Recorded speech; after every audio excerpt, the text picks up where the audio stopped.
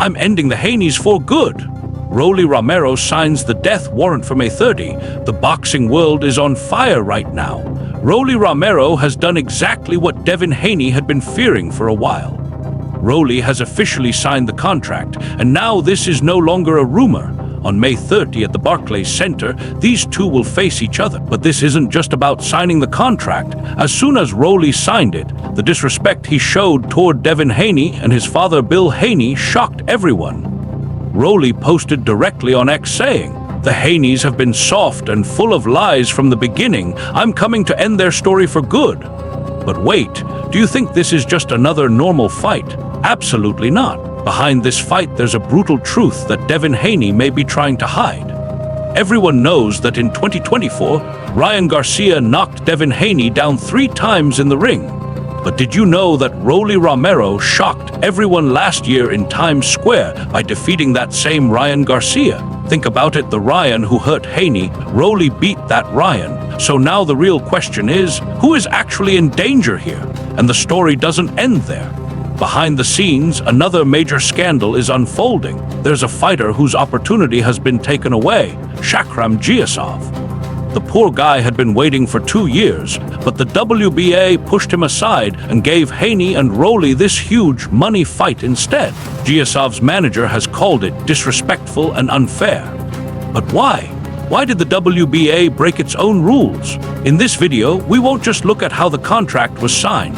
We'll also explore whether Rolly could actually end Devin Haney's career, or if this is part of Devin Haney's bigger plan to get revenge on Ryan Garcia. Get ready, because this May 30 showdown could change boxing history. Fire Rolly Romero has just dropped a bomb in the boxing world. A post appeared on X saying, "I'm signed, sealed, and delivered." No jokes, no back and forth. Rolly has officially signed the contract and is ready to face Devin Haney on May 30 at Barclays Center in New York. But this isn't just about signing the contract. It's about the disrespect that came with it. Rolly directly targeted Bill and Devin Haney, saying, "The Haneys have always been soft and full of lies. I'm going to end y'all for good." People are asking why Rolly is so confident. So here's the brutal truth.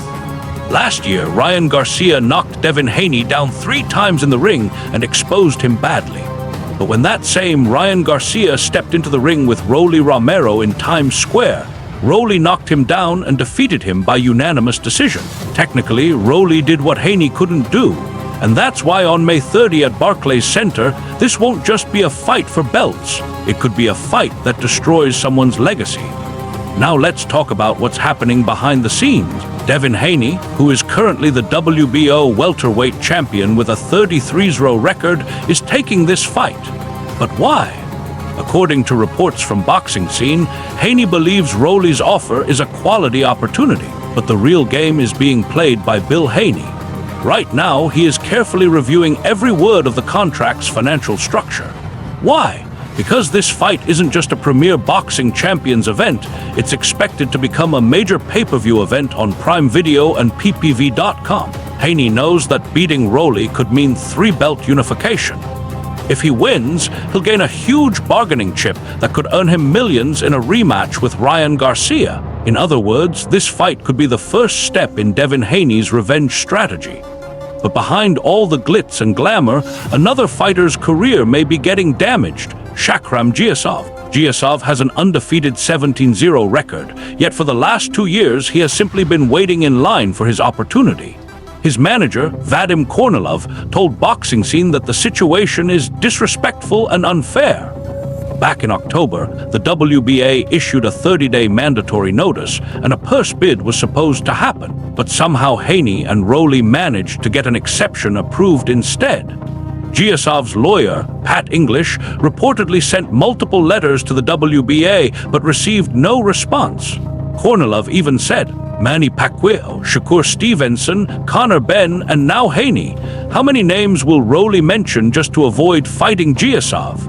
Giyasov hasn't fought since April, waiting for his rightful shot. But boxing politics may have pushed him aside so Haney and Rolly can make a massive payday. Many fans are now asking, is this basically a robbery?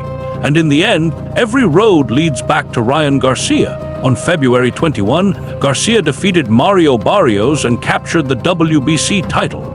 Fans were expecting Garcia versus Haney too, but Haney chose a different path.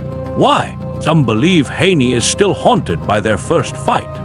Garcia beat him last time, even though the result was later turned into a no contest due to the Ostarine PED controversy. Haney may believe that if he takes Rolly's belts, he can face Ryan Garcia again as the A-side fighter.